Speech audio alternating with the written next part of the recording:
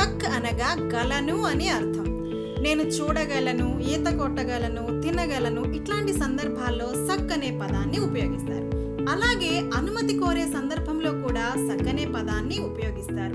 ఇంగ్లీష్లో మనం I can do it, నేను ఈ పని చేయగలను, కెన్ అనే సందర్భంలో సక్ అనే పదాన్ని ఉపయోగిస్తారు. వహ్ తమిళ్ బోల్ సక్తా హై, అతను తమిళం మాట్లాడగలడు.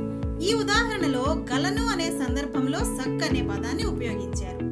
క్యా మై థోడీ దేర్ కే లియే బాహర్ జా సక్తా హూ, నేను కొంచెం సేపు బయటకి పోవచ్చునా. ఈ ఉదాహరణలో అనుమతి కోరే సందర్భంలో సక్ అనే పదాన్ని ఉపయోగించారు.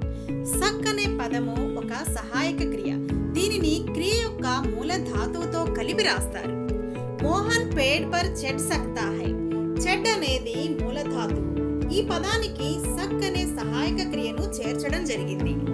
క్రియాపదాలు లింగ, వచన, కాలాలను బట్టి మారిపోతూ ఉంటాయి. అన్ని క్రియారూపాలకు మూలమైన క్రియాపదాన్ని మూలధాతువు అంటారు. ఇక్కడ చెడ్ అనే మూలధాతువుకు అనేక క్రియారూపాలు ఇవ్వబడ్డాయి. సక్ అనే సహాయక క్రియ మూలధాతువుల ప్రక్కనే వస్తుంది. ఈ ఉదాహరణలలో గమనించండి. సమజ్, బనా, ఆ,